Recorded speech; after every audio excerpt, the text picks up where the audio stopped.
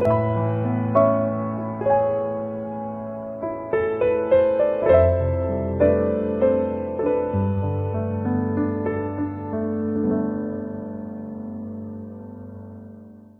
우리 말씀 보겠습니다. 빌립보서 4장 6절 7절 두 말씀을 우리 한번 보겠습니다. 빌립보서 4장 6절 7절. 아무것도 염려하지 말고 다만 모든 일에 기도와 간구로 너희 구할 것을 감사함으로 하나님께 아뢰라. 그리하면 모든 지각에 뛰어난 하나님의 평강이 그리스도 예수 안에서 너희 마음과 생각을 지키시리라. 아멘. 예수 믿고 난 이후에 하나님께서 은혜와 증거를 많이 주시는 것이 맞죠. 실제로 예수 믿고 난 다음에 고질적인 문제가 치유받았다라고 하는 증거들이 굉장히 많습니다. 제가 금요일 날, 오늘 금요일 전도학교 오기 전에 몇 군데 현장을 갑니다만은 인천 수구에 이렇게 사역을 갔어요. 그래서 차가 좀 막혀서 한 15분 정도 이렇게 늦게 도착을 하게 됐습니다. 그랬더니 인천 서구에 지금 같이 말씀 운동에 이렇게 같이 참여하고 있는 분이 건강이 많이 좋지 않은데 오늘 밖에 나와 계시더라고요. 그래서 제가 인사를 하면서 왜 밖에 나와 계시냐, 무슨 일 있냐라고 얘기를 하니까 목사님께서 귀한 발걸음 해주셔서 마중 나와 있다고 해서 오늘은 마중 나와 계시더라고요. 그러면서 재밌다기보다는 참 감사한 얘기를 하더라고요. 예수 믿고 난 이후에 계속 한청이 들려고 했던 문제가 그때부터 끝났다. 그리고 한 분은 정신과 약을 이렇게 처방을 받으면 일주일씩밖에 처방을 안 해준단 말이에요. 그럼 이 금단 현상이라든지 이런 것들이 어렵기 때문에 하루 이틀이면 그걸 다 먹어버린대요. 그 나머지는 계속 시달리는데 요새는 거의 약을 안 먹어도 될 만큼 문제가 해결이 됐다라고 얘기를 합니다. 감사할 일이죠. 분명히 예수 믿는 사람에게는 하나님이 그런 증거를 주십니다. 그런데 이것도 하나님의 응답이긴 합니다. 응답인데 하나님께서 나를 정말 기독교인, 크리스찬으로 하나님의 자녀로 부르셨다는 응답 중의 응답이 뭐라고 생각하십니까? 응답이요. 그건 바로 기준이 달라진 겁니다. 그 전에는 눈앞에 보이는 것, 문제를 해결하는 것이 기준이 삼았던 내가 어느 날 하나님이 기준이 되고 말씀이 기준이 되고 그리고 하나님의 계획이 기준이 된 것이 응답 중의 응답입니다. 바울도 그 전에는 기준이 어떻게 했냐? 내가 어떻게 하면 하나님 앞에 올바로 살 것인가? 이게 기준이었습니다. 그래서 율법을 철저하게 지켰어요. 어느 정도까지 철저하게 지켰냐? 흠이 없는 자라고 자부할 만큼. 그런데 어느 날 예수라고 하는 자를 믿는 사람들이 나타난 겁니다. 그런데 자기는 하나님을 잘 믿기 위한 기준이 굉장히 노력하고 최선을 다하고 몸부림을 치면서 살아야 된다고 생각을 했는데 예수 믿는 사람들은 뭐라고 얘기를 하냐? 믿음으로 구원받는다고 얘기를 하는 겁니다. 자기 기준에, 자기가 아는 기준에 이거 틀렸단 말이에요. 그래서 어떻게 하나님을 이렇게 망령되이 일컬을 수 있냐? 바울의 기준에. 그래서 예수 믿는 사람을 잡아 죽이러 다녔습니다. 그럼 바울이 잔인성을 갖고 있었던 게 아니었습니다. 자기가 알고 있는 기준에 부딪히는 거였습니다. 그런데 어느 날 하나님께서 바울에게 은혜를 베푸셨습니다. 다메섹 도상에서 큰 빛이 임하게 되면서 사울아 사울아 하는 소리가 들린 겁니다. 그랬더니 이 바울이 얼마나 놀랐겠습니까? 주여 누이십니까?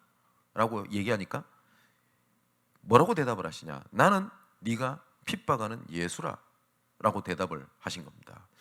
여기에 바울이 엄청난 충격이 왔을 겁니다.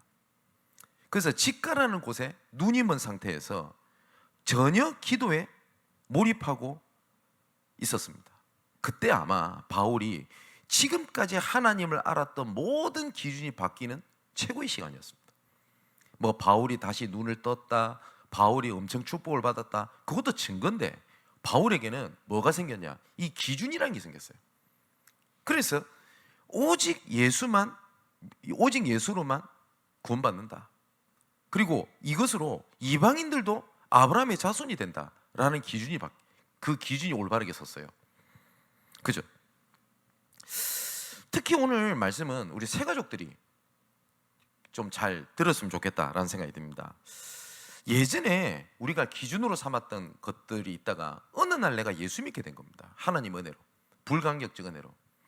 그런데 중요한 것은 뭐냐면 내가 다른 것의 기준을 가지고 살다가 하나님의 기준으로 바뀐 것이 하나님의 자녀거든요. 그러다 보니 나도 모르게 새로운 갈등이라는 게 생길 수 있어요. 그전에는 갈등하지 않았던 것이 나한테 갈등으로 부딪힙니다. 그죠?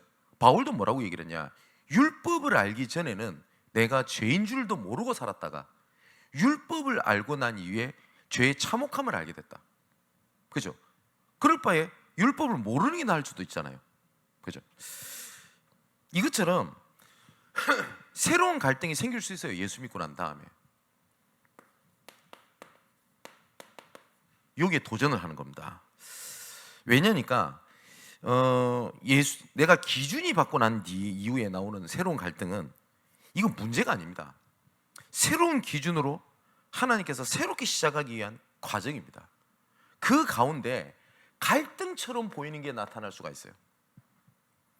회사나 어떤 조직이 기존에 갖고 있던 그 기준을 벗어나서 새로운 기준으로 조직을 개편하려고 하면 여러 가지 갈등이 옵니다.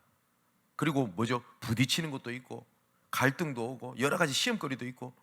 그런데 이것은 새로운 기준을 두고 새롭게 변하는 과정에 있는 갈등이지 그게 문제가 아니거든요. 그죠? 예수 믿고 난 이후에 가장 먼저 오게 되는 것이 기준이 달라지는 겁니다. 그죠? 자, 성경 구절을 몇 가지를 보고 시작해야 되겠습니다. 고린도후서 5장 17절에 보니까 그런즉 누구든지 그리스도 안에 있으면 새로운 피조물이라 이전 것은 지나갔으니 새 것이 되었도다. 이전에 있는 기준들은 죽었고 새로운 기준을 하나님이 주신 겁니다. 새로운 피조물.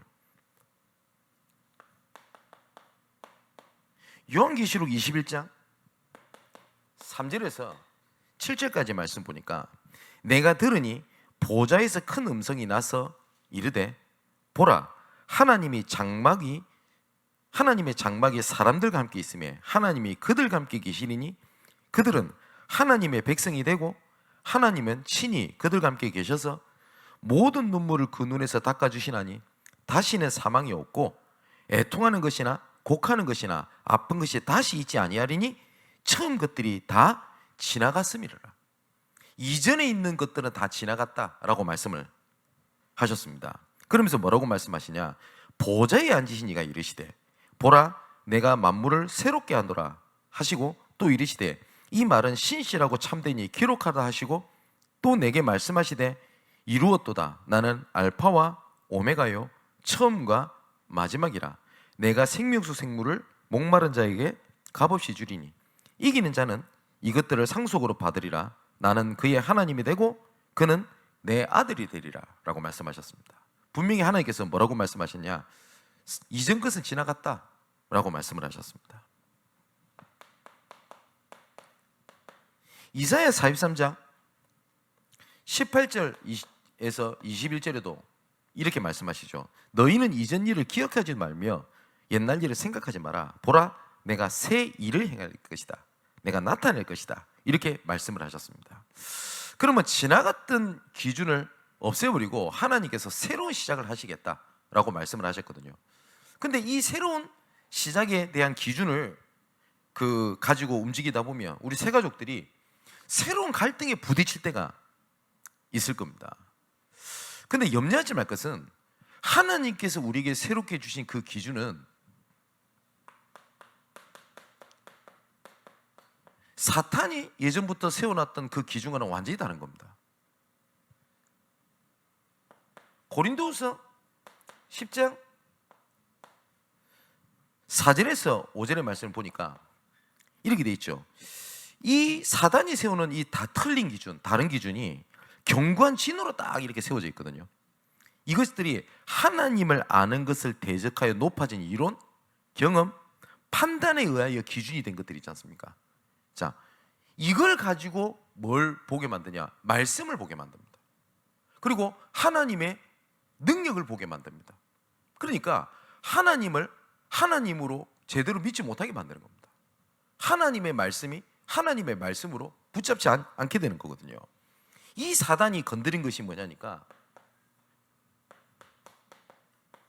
자아라고 해야죠.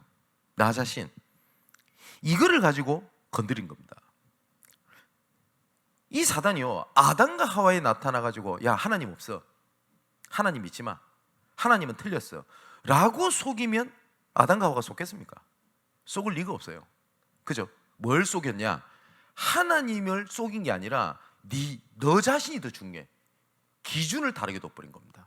하나님이 기준이 아니라 너가 기준이야. 그래서 어떻게 했죠? 네가 하는 천 될 수 있어.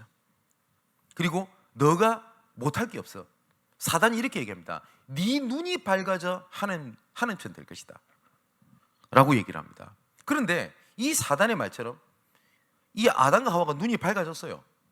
그런데 밝아졌는데 어느 쪽으로 밝아졌냐면 육신 쪽으로 밝아져 버린 겁니다. 하나님의 영역이 아니라 육신의 영역으로 밝아져 버린 거예요.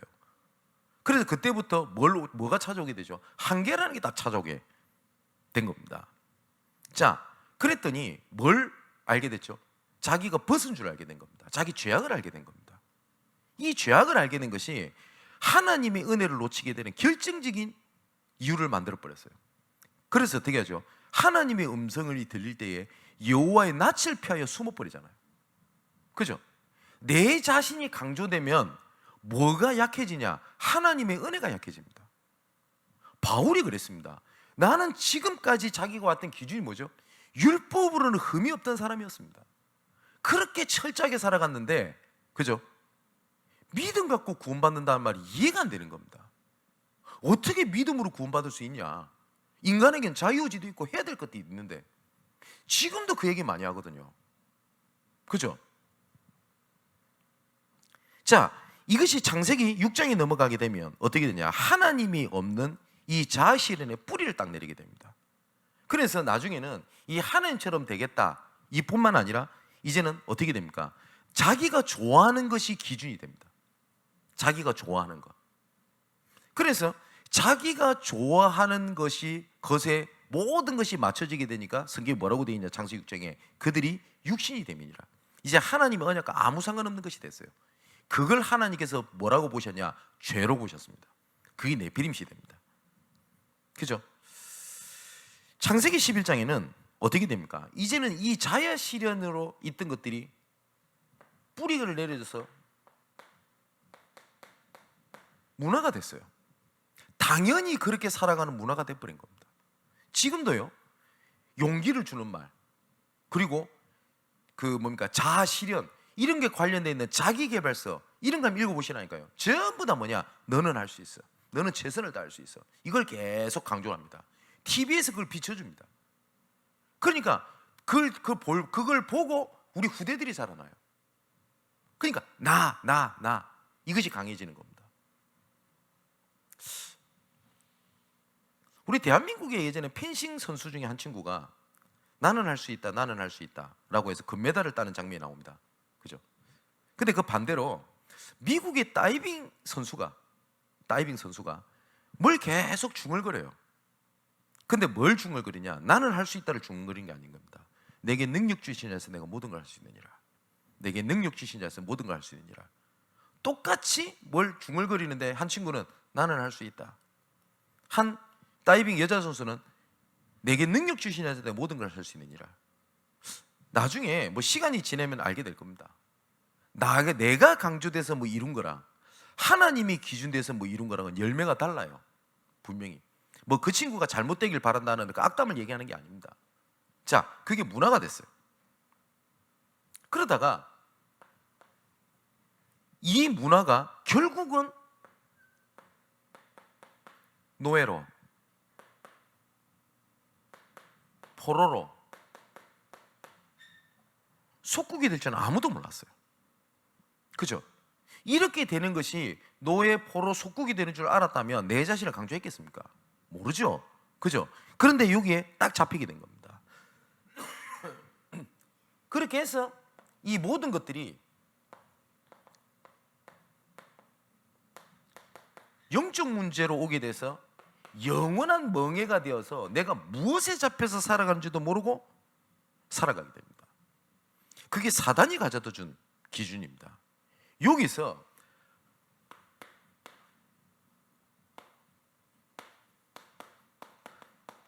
하나님께서 이 기준을 바꾸신 겁니다. 어떻게 바꾸셨냐? 요한복음 5장 24절에 이렇게 말씀하셨습니다. 내가 진실로 진실로 너희에게 이르노니 내 말을 듣고 나 보내신 이를 믿는 자는 영생을 얻을 것이라 안 했고요, 영생을 얻었고 심판에 이르지 아니하나니 사망에서 생명으로 옮겼느니라. 그 하나님의 방법이 뭐냐니까 여기서 계속 반복되는 건 뭐죠? 나 자신이 기준입니다. 그죠? 나 자신이 보고 있는 현실이 기준이고 내가 느끼고 있는 감정이 기준이에요. 그죠? 남들이 뭐라고 하든지 간에 내가 느끼고 있는 게 그게 기준인 겁니다. 누가 그런 얘기 안 합니까? 내가 그 손톱 밑에 가시가 들어가가지고 진짜 아프잖아요. 세상에서 제일 아픈 사람이 나 자신이에요.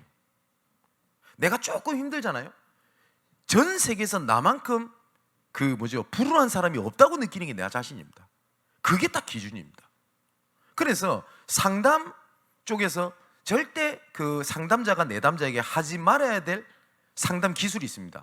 그게 뭐냐면 상대적 상담을 하지 말라고 얘기합니다. 쉽게 말하면 뭐냐니까 나 배고픕니다. 이렇게 왔을 때 야, 너보다 배고픈 사람이 이 세상에 많아. 소말리아를 봐라. 이것은 상담 기술에서 하지 말라고 가르칠 정도입니다. 왜냐? 힘든 사람은 세상에서 내가 제일 힘들기 때문에. 그게 기준이 딱 된 거 아닙니까? 근데 하나님께서 뭐라고 말씀하시냐? 사망에서 생명으로 옮겼느니라. 여기 보니까 내 말을 듣고 거기에 대한 믿음으로 어떻게 하셨냐? 사망에서 생명으로 옮겼느니라. 여기서 기준이 뭐죠? 하나님이 옮긴 겁니다.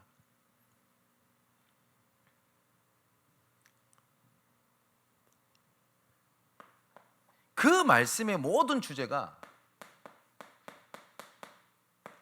그리스도죠. 자, 그렇다면 우리가 싸워야 될 영적 싸움의 근본이 뭐라고 생각하십니까? 기준을 바꾸는 겁니다. 사단은 끝까지 옛날 요구를 가지고 보고 듣고 판단하게 만듭니다. 근데 하나님께서는 계속 새로운 기준을 말씀하십니다. 뭐예요? 내가 너와 함께 있다. 그죠? 대적해라 라고 말씀을 하십니다. 진짜 영적인 싸움은 기준을 바꾸는 겁니다. 기준을 바꾸면 모든 것이 새롭게 시작이 됩니다. 보세요. 기준을 나에게 두면 아까 말씀드렸듯이 눈앞에 있는 문제가 시급해 보이는데 하나님께 기준을 두면 시급한 것이 문제 해결이 아니라는 걸 느끼게 될 겁니다. 그죠? 사실상 문제가 왔습니다 라는 문제라는 그 나타나는 것보다 그 문제를 보고 있는 내 눈이 잘못됐어요. 그죠? 문제가 아닌데 문제라고 보는 거 아닙니까? 그래서 예수 믿고 나니 우리 세 가족들이 나도 모르게 알게 모르게 이 새로운 갈등이라는 게 오게 될 겁니다. 이 갈등이 여러 가지로 나타날 수 있겠습니다만은 몇 가지가 있겠죠. 가장 먼저 가정에 대한 갈등이 생길 수밖에 없어요.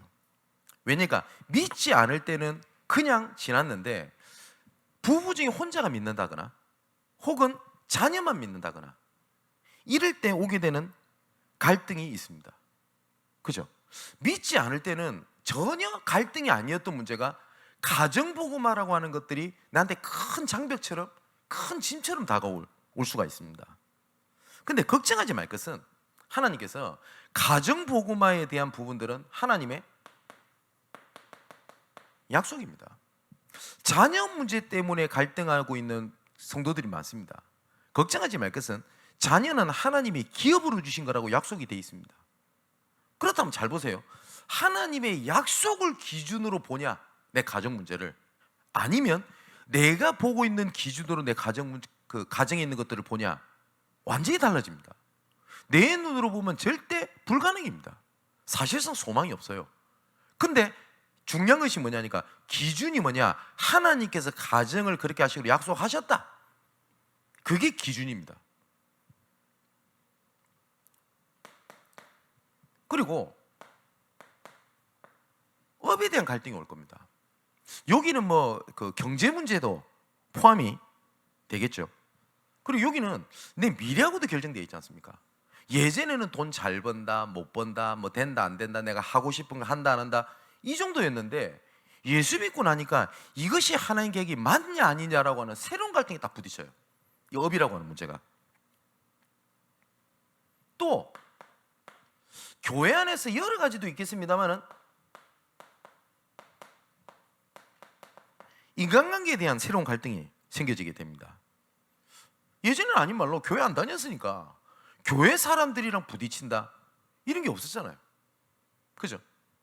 실제로 교회 그 복음을 전하다 보면 한때 교회를 다녔다가 시험 들어서 교회 안 다닌다는 사람들의 대부분 많은 사람들이 안 간다는 사람들 중에 첫 번째가 요 문제를 얘기를 잘합니다. 시험 들었다 이 말이죠.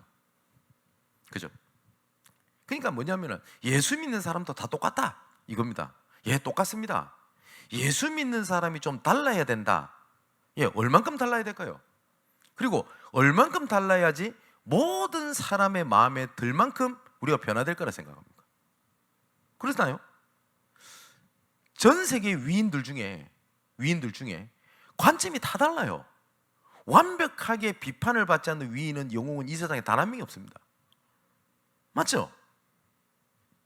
근데 그것이 기준이 돼버리면 신앙생활에 막대한 걸림돌이 돼요. 그러면 생각해 보십시오. 어떤 교회에서 일이 생겼어요. 그러면 이 일이 기준이 되면요, 이게 누가 잘못했냐, 뭐 했냐 이런 것이 되는데, 왜 하나님께서 이걸 나에게 주시고 허락하셨고, 그러면 그 가운데 하나님께서 내한테 원하시는 것이 뭐냐? 하나님이 기준이 되면요, 그 안에 내가 해야 될 하나님의 미션과 그 하나님의 감사한 응답들이 숨겨져 있습니다.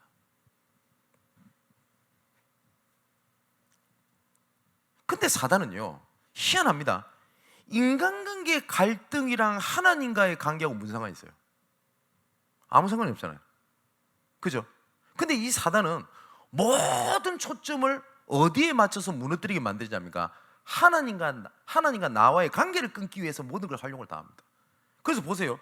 이스라엘 백성들이 이 문제를 자기가 일으켰잖아요. 아닌 말로. 그죠? 그거하고 하나님하고 무슨 상관이 있어요? 아무 상관이 없거든요. 모든 타겟이 나중에 어디로 가냐? 하나님을 딱 타설하게 딱 만들어요. 그래서 하나님과 관계를 딱 깨버려요. 한번 잘 한번 생각해 보십시오. 혹시 우리 교회 말고 다른 교회 성도들 중에, 목사님 저는 시험이 들었습니다, 지금 교회에 굉장히 갈등이 있습니다, 뭐 어떤 얘기 때문에 굉장히 어려워서, 혹시 유튜브를 보다가 지나가다가 말씀 듣는 중에 지금 혹시 듣는 분 계시다면, 내가 지금 당하고 있는 문제랑 하나님 관계가 무슨 상관이 있어요? 아무 상관 없을걸요. 하나님이 나타나가지고 난 너를 몰라 그랬다면 모르지만, 뭐 장로님이 내한테 조금 험한 말을 했다, 그거하고 하나님하고 무슨 상관이 있어요? 근데 이 사단의 모든 초점은 어디다 두냐니까, 하나님이 기준, 이걸 깨버리려고 한다니까요.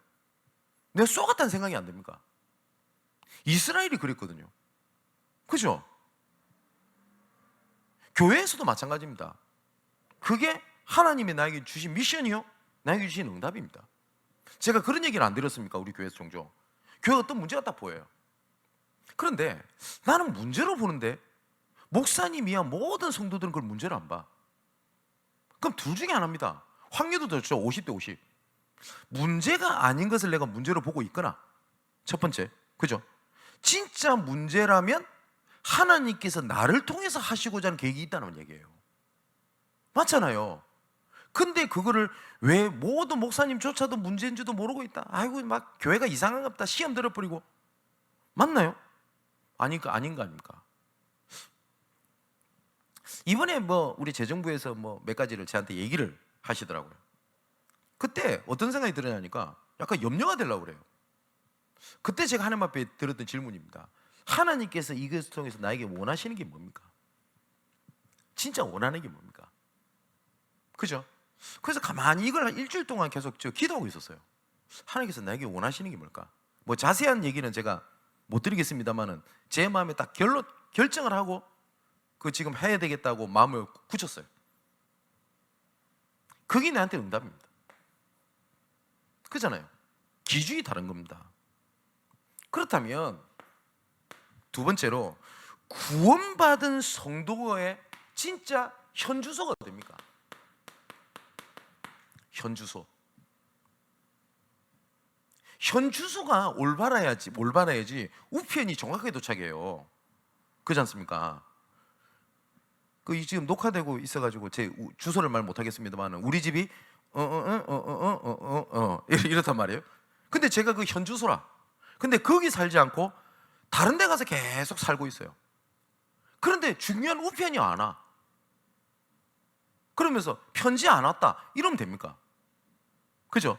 하나님께서 우리 자녀들을 부르신 현 주소 안에 있어야 뭐가 됩니까? 하나님의 말씀이 올바르게 전달되는 겁니다. 그잖아요. 그래서 계속 말씀드린 겁니다. 하나님께서 원하시는 말씀의 자리, 말씀의 흐름 속에 있어라. 맞죠? 현주소가 뭡니까? 로마서 8장 2절에 보니까 우리를 사망에서 생명으로 옮겼느니라. 이미 내가 멸망받을 수밖에 없는 사망에서 생명으로 옮겨졌어요. 그러면 눈앞에 있는 문제가 갈등이 전혀 나를 무너뜨리는 이유가 되지 아니합니다. 우리는 십자가로 말미암아 우리가 구원받았다고 하는 것은 더 이상 대가를 치르지 아니합니다. 내가 혹시 뭐 잘못한 것에 대한 대가를 치르는 것이 절대 아닙니다. 왜냐? 예수께서 십자가에서 모든 문제를 끝내버렸어요. 그렇다면 그건 대가를 치르는 것이 아니라 하나님의 계획이 있는 거예요. 그게 우리 현주소입니다. 우리의 현주소가 어디냐? 요한복음 14장 16절에 영원토록 너희와 함께 있겠다 라고 말씀하셨습니다. 자, 요한복음 14장의 내용이죠. 또 14장 26절에서 27절에 보니까 뭐라고 예수님께서 말씀하셨냐? 영원토록 너희와 함께 있겠다고 말씀하셨고 인도하시겠다고 말씀하셨습니다. 뭘 말씀하셨죠? 내가 너를 이끌어 가겠다, 분명히 이끌어 가야겠다라고 약속을 하셨습니다. 그 예수님께서 고린도전서 3장 16절에 보니까 우리를 성전 삼고 우리의 영원히 함께 계십니다. 그죠? 이게 우리 현주소입니다. 이 현주소가 아닌 다른 곳에서 왜 하나님은 나한테 응답을 안 하십니까? 도대체 하나님 계획이 뭡니까? 이러고 있으면 답 없어요. 그죠? 혹시 저에게 우편물을 보내실 분이 계시면 보낸다는 약속을 했어요. 그럼 어떻게 해야 되죠? 내가 있는 현주소에 계속 체크를 해야 돼요. 1년 뒤에 보낼지 2년 뒤에 보낼지 언젠가는 올 거 아닙니까? 근데 다른 데 가가지고 우편물이 안 온다 이러면 됩니까?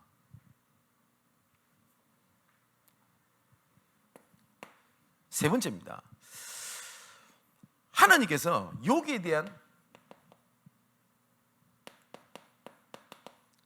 해결책도 말씀을 통해서 우리에게 말씀하고 계십니다.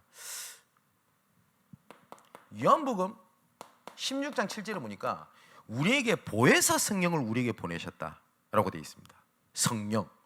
여러분, 하나님의 자녀가 불신자하고 다른 게 뭔지 아십니까? 받은 축복 중에 뭐 병이 났다 여러 가지가 있겠습니다만은 하나입니다. 하나님이 함께하는 자입니다. 이게 다릅니다. 그죠? 구원받은 우리가 하나님이 영이 떠나서 영원한 멸망 가운데 있을 수밖에 없었던 우리를 분명히 뭐라고 말씀하요? 고린도서 4장 4절에 그리스도는 하나님의 형상이니라. 그 하나님의 형상 되신 그리스도께서가 내 마음, 우리 내 속에 내주에 계시면서 영원토록 함께 계시겠다. 그게 다른 겁니다. 그렇기 때문에 성령께서 함께 하신다면 이 성령께서 우리를 이끄시는 것 속에 있으면 될 거 아닙니까?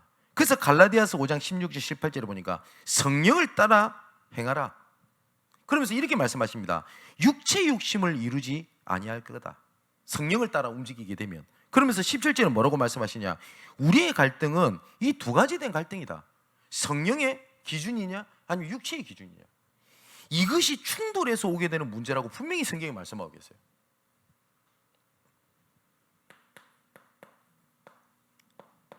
요한일서 2장 20절 27절의 말씀 보면 뭐라고 되어 있냐? 너희는 처음부터 들은 것을 너희 안에 거하게 해라. 처음부터 들은 것이 너희 안에 거하면 너희가 아들과 아버지 안에 거하리라.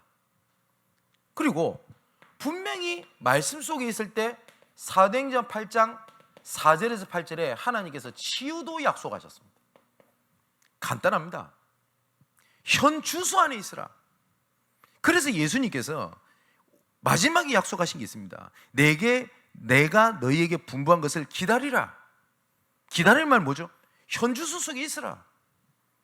근데 거기에 많은 사람들이 그 말씀을 들었는데 현 주소에 있었던 사람들이 있습니다. 누구죠? 마가다락방에 120명의 그 성도들입니다. 거기에 하나님께서 현 주소에 있는 사람들에게 하나님께서 약속하신 대로 요엘서에 약속하셨던 성령의 충만함을 주셨습니다.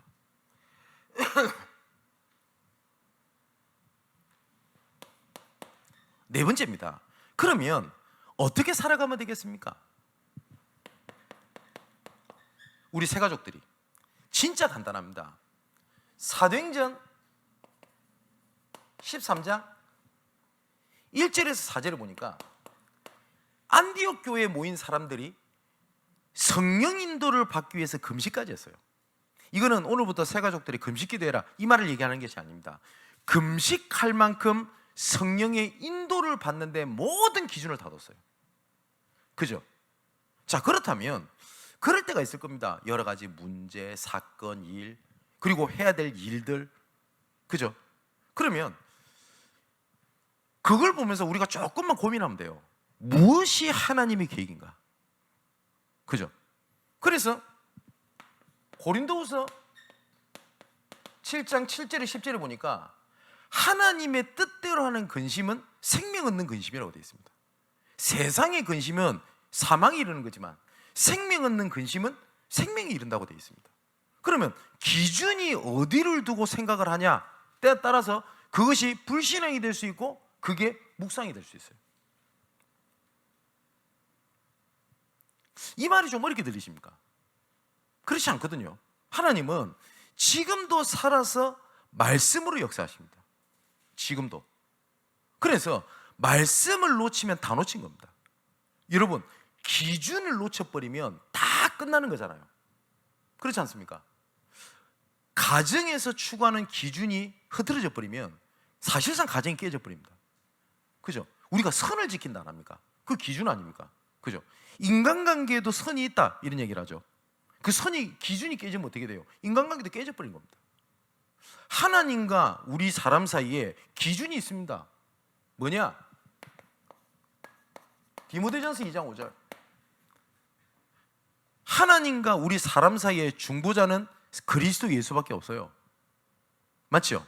근데 요한복음 1장 1절, 요한복음 1장 14절을 보니까 태초에 말씀이 계시니라 이 말씀이 하나님과 계셨으니 곧 하나님이시니라. 14절은 뭐라고 되어 있죠? 이 말씀이 육신이 되어 우리한테 거하셨는데 그분 예수 그리스도입니다. 그분이 뭐로 역사하신다고요? 말씀으로 역사하십니다. 그게 기준입니다. 근데 하나님의 자녀가 더 이상 여기 기준이 아니라 요 기준으로 왔는데 내가 그 말씀인 기준을 놓쳐버렸다. 내 사실 다 무너진 겁니다. 그래서 사단은 그걸 압니다. 그래서 어떻게 하냐? 말씀의 기준을 놓치게 만들어버려요. 하나님께서는 지금의 일을 두고 무엇떤 계획이 있고 너를 통해서 어떠한 일을 진행하실 거라고 말씀을 계속 주고 계시는데 이 사단은 어떻게 놓치게 만들죠? 그거를 다른 걸 기준으로 해서 다른 자리에 딱 가게 만들어요. 현그 주소가 아니라 다른 주소 딱 가게 만들어요. 여러분 그 그게 엄청난 문제는 생각이 안 되십니까? 오늘 본문에도 보니까 모든 염려를 주께 맡기라. 그죠? 염려하지 말고 다만 모든 일에 기도와 간구로 구할 것을 하나님께 아뢰라 라고 되어 있지 않습니까? 그럼 우리가 기준을 내가 염려의 기준을 두냐, 혹은 이 염려가 기도 제목으로 바뀌냐는 겁니다. 그죠? 제가 아까 간단히 지나가면서 제가 포럼했습니다만은 그 말을 그냥 지나가냐, 누구 얘기를, 아니면 이거를 기도 제목으로 잡냐. 그러면 어떤 사람에게는 지나가는 일, 혹은 시험 들 일, 염려의 일이 내가 기준을 바꾸면 그게 기도 제목이요, 그 응답입니다. 여러분, 이거 굉장히 중요한 얘기입니다. 그래서 조금만 하나님께서 원하시는 게 뭐지? 하나님의 기준을 든 고민, 그게 기도입니다. 기도는 유창하게 하는 게 아니고요, 하나님께 기준을 둔 질문, 그게 기도라고요. 그런데 내 현실에 둔 질문은 불신앙입니다. 하나님의 계획에 둔 질문은 기도입니다. 요한복음 15장 7절에 보니까 무엇이든지 원하는 대로 구해라. 여기 보면 기도하면 다 응답받는다, 이 말이 아니죠. 여기 뭐라고 되어 있습니까? 나는 포도나무요, 너희는 가지니, 가지가 포도나무에 붙어 있기만 하면 열매를 맺게 된다. 그러면서 하신 말씀입니다. 구해라. 그럼 뭡니까? 하나님의 기준이 된, 그죠? 여러분, 나무가 있으면 기준이 뭡니까? 나무입니까? 가지입니까? 나무가 기준입니다. 그죠? 나는 포도나무여 너희는 가지니, 가지가 포도나무를 떠나서는 아무것도 할 수 없고, 가지가 붙어있기만 하면 열매를 맺느니라. 그 말씀하시면서 무엇이든지 구해라, 그럼 응답하겠다라고 약속을 하신 겁니다. 자, 그럼 마지막으로, 결론으로 오늘 본문에 빌립보서 4장 11절부터 좀 보면 좋겠죠. 오늘 본문을 보면 아무것도 염려하지 말고 모든 일에 기도와 간구로 너희 구할 것을 감사함으로 하나님께 아뢰라. 그러면 모든 지각이 뛰어난 하나님의 평강이 그리스도 예수 안에서 너희의 마음과 생각을 지키시리라 라고 하면서 8절에 이렇게 되어 있습니다. 끝으로 형제들아, 무엇이든지 참되며 무엇이든지 경건하며 무엇이든지 옳으며 무엇이든지 정결하며 무엇이든지 사랑받을 만하며 무엇이든지 칭찬받을 만하며 무슨 덕이 있든지 무슨 기름이 있든지 이것들을 생각해라. 기준을 얘기했습니다. 그게 기도라고 얘기했습니다. 그죠? 문제가 생겼을 때 문제를 두고 기도할 수 있습니까? 예, 기도할 수 있습니다. 근데 문제의 기준을 두냐, 아니면 아까 말씀드렸던 것처럼 무엇인지 참되며 경건하며 옳으며 무엇인지 정결하며, 하나님의 뜻이 무엇인지의 기준이 달라요. 자, 그러면서 11절부터 13절까지 바울이 이렇게 얘기를 합니다. 내가 궁핍함으로 말하는 것이 아니니라. 어떠한 형편에든지 나는 자족하기를 배웠다. 여기 보면 자족이라는 단어가 나와요. 그러면서 12절에 나는 비천에 처할 줄도 알고 풍부에 처할 줄도 알아. 모든 일 곧 배부름과 배고픔과 풍부와 궁핍에도 처할 줄 아는 일체의 비결을 배우노라. 내게 능력 주신 자 안에서 내가 모든 것을 할 수 있느니라. 기도에 대한 얘기를 말씀을 하셨죠. 자, 그러면 여러분 한번 생각해 봅시다. 한번 잘 한번 생각해 보세요. 제가 얘기하는 거를. 여러분, 기도가 뭐예요? 우리 새가족들이 처음부터 기도를 올바르게 방향을 잡고 배우고 해야 되겠는데, 기도가 뭡니까? 기도는 내가 원하는 것을 하나님 앞에 간구했을 때 하나님께서 내 기도에 반응하는 게 아니에요. 우리는 그렇게 알고 있거든요. 내가 열심히 기도하면 하나님께서 응답하신다. 기도를 그렇게 가르치는 분이 있어요. 간절하게 열심히 최선을 다해서 땡깡 쓰면 하나님 주신다. 우리 기도에 하나님이 반응하는 게 아니고요. 하나님께서 필요에 따라 우리에게 때를 따라 돕는 은혜를 주시고 우리에게 허락하시는 거에 우리가 반응하는 게 기도예요. 기도는 하나님이 나에게 대한 반응이 하는 게 아닙니다. 기도는 하나님의 것에 내가 반응하는 거예요. 무슨 말인지 알겠습니까? 기도의 기준도 내가 아니에요. 어디 성경에 기도 빡세게 하면 열심히 하면 하나님 응답 준다, 이 어떻게 이런 말 돼 있습니까? 여러분 뭐 안 듣겠습니다만은 진짜 한번 목사님들 진짜 여쭤보겠습니다. 다른 사역자들 진짜 기도 많이 하면 응답한다, 성도들한테 그렇게 가르치면 됩니까? 성경 어디 그리 돼 있어요? 기도는 하나님이 우리에게 반응이 아닙니다. 하나님께서 주시는 거에, 허락하신 거에 우리가 반응하는 게 기도예요. 그걸 보고 뭐라고 그러냐? 바울이 자족이란 단어를 쓴 거예요. 뭐요? 하나님이 허락하신 거에 대해 그게 만족과 감사합니다. 그랬더니 그 수준을 넘어서는 하나님의 응답을 채우시는 거 아닙니까? 그죠? 바울은 가난했어요. 근데 이걸 보고 믿는 사람들은, 올바른 지도자는 가난해야 된다, 그 말을 얘기하는 게 아니죠. 가난했지만 세계보고만 할 만큼 하나님께 경제인들을 바울 옆에 다 갖다 붙였습니다. 바울은 부족했습니다. 그런데 하나님께서 중요한 일꾼들을 바울 옆에 다 갖다 붙였습니다. 그렇기 때문에 하나님께서 하시는 것이기 때문에 바울은 뭘 이뤘다, 뭘 받았다가 아니라 하나님께서 허락하신 거에 대한 반응이었어요. 내가 자족하기를 배웠노니. 근데 우리는 자꾸 기도를 어떻게 생각을 하냐니까, 내가 열심히 하면 하나님이 반응할 거라고 생각을 해요. 아닙니다. 하나님께서 때를 따라 돕는 은혜와 필요에 의하여 때를 따라 그만큼의 부어주신 거에 대한 반응을 하는 거 보고 기도라고 얘기를 해요. 근데 우리는 자꾸 기도를 어떻게 하니? 막 열심히 하고 뭐 여기다가 또 참 못됐고로 복음을 갖다 붙여요. 복음 붙잡고 기도하면 응답된다고. 복음은요, 하나님의 계획에 우리가 반응하는 거지. 복음 붙잡았으니까 하나님이 역사하신다, 맞습니까? 기준이 납니까? 하나님입니까? 그래서 바울이 했던 얘기입니다. 내가 자족하기를 배웠다. 그래서 예수님이 기도 아닙니까? 아버지요, 진짜 아버지의 뜻이거든. 십자가에서 했던 얘기입니다. 이 잔을 나에게서 옮기시옵소서. 예수님이 그때 마음이 어떤지 아세요? 진짜 괴로웠어요. 육신을 입고 왔기 때문에 십자가의 고통이 엄청나다는 걸 예수님이 아셨습니다. 예수님이 인간적인 생각에 두렵고 그게 부담스러우셨던 것 같아요. 그죠? 근데 그분은 하나님이십니다.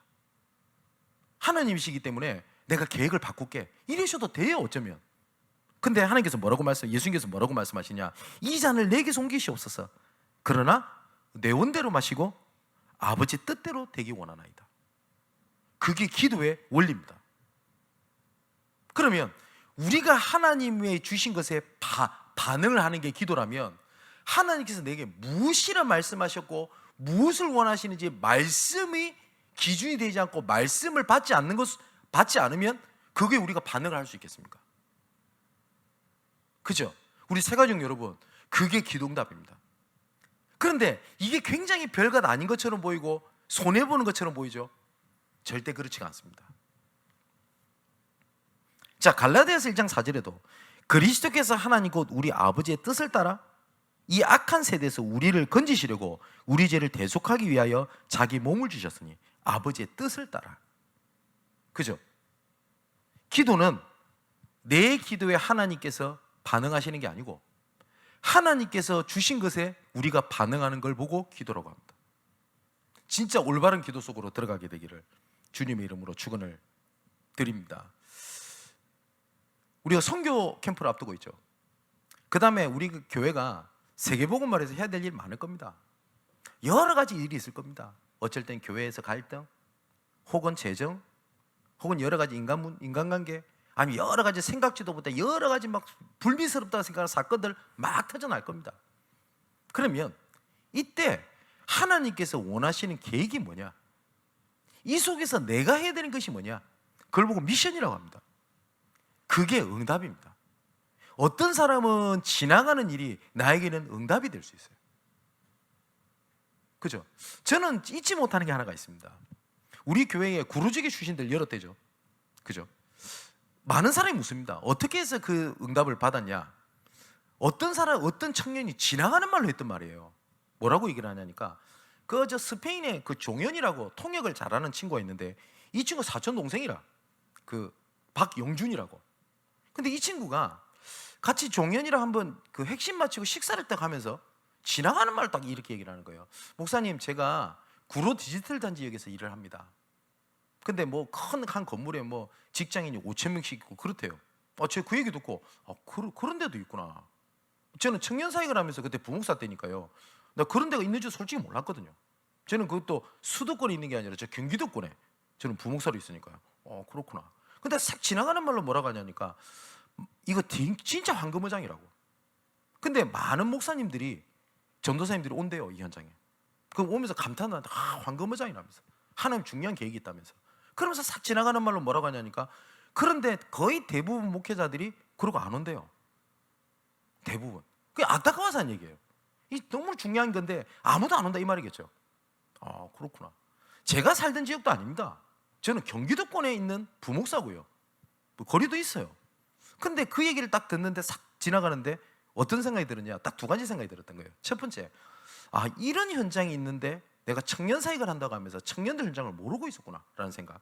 두 번째는 그 영준이라는 애가 타서 하는 이 말이 얘 마음속에 모든 목회자가 그렇다라는 게 얘 마음속에 들어가면 어떡할 거예요? 사실상 얘 신앙생활 끝난 거 아닙니까? 그래서 제가 얘한테 했던 말입니다. 야, 말 바꿔. 모든 목사가 아니라 많은 목사. 그래서 뭐였냐? 그때 내가 들어가야 되겠다고 생각을 한 겁니다. 그죠? 근데 그 살짝 지나가면서 들었던 생각에 하나님의 어디 갔어요? 미션. 이걸 좀 잡아서 들어간 겁니다. 들어가려고 하니 시간이 없어요. 왜냐니까 저는 부목사니까 제 마음대로 시간을 결정할 수 없습니다. 그죠? 목사님들마다 특징이 있겠습니다만은 저 외곽 사역을 싫어하시는 목사님이 계세요. 실제로. 제가 섬기고 있는 목사님이 그러셨어요. 그냥 교회 안에서만 사이가 있다고 해요. 근데 해야 될 것 같단 말이에요. 그러면 부딪히지 않는 선에서 사역을 하면 될 거 아닙니까? 그래서 어떻게 했냐? 월요일날 들어간 거예요. 월요일이 교육제 휴일이거든 거의. 보통 그렇지 않습니까? 그죠? 뭐 우리 교회는 뭐 그런 것도 없습니다만 제가 막 움직이다 보니. 그래서 월요일날 어떻게 하냐?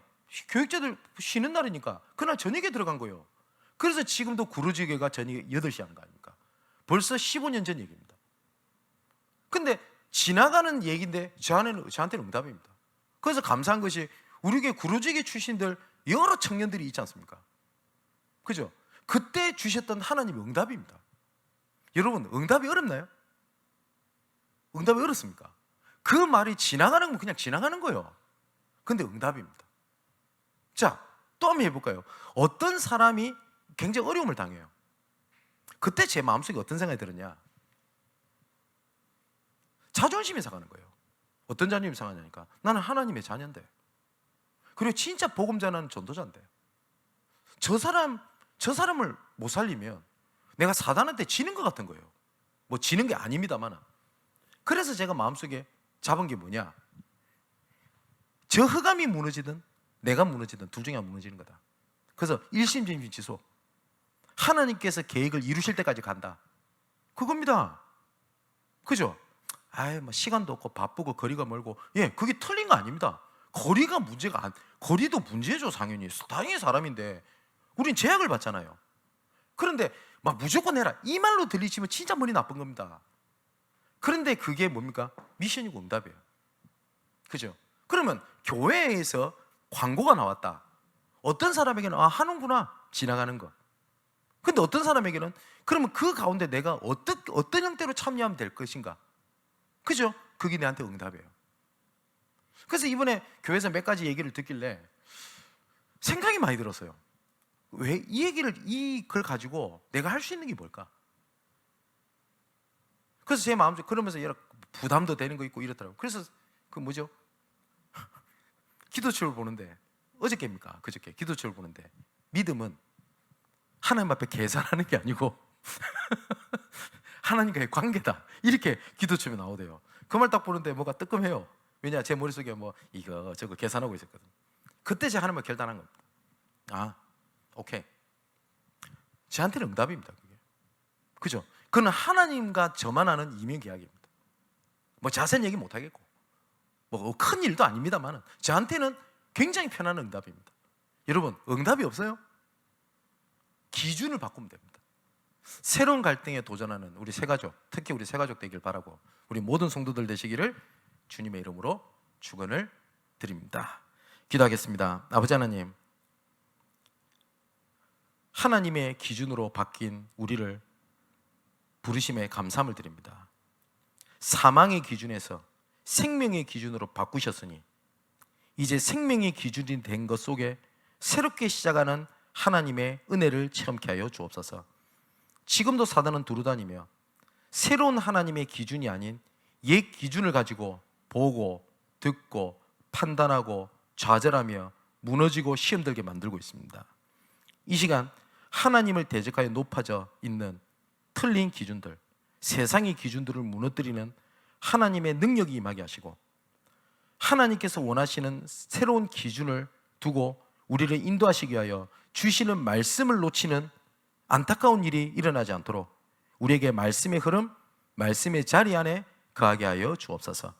새로운 갈등에 도전할 때 새로운 시작을 하게 하실 하나님을 찬양을 드립니다. 오늘 주신 말씀이 새로운 시작을 할 수 있는 말씀으로 성취되게 하여 주옵소서. 살아계신 예수 그리스도 이름으로 기도하옵나이다. 아멘. 자, 오늘 주신 말씀 붙잡고 2, 3분 동안 우리 함께 기도하다가 자연스럽게 인도받도록 하겠습니다. 기도합니다.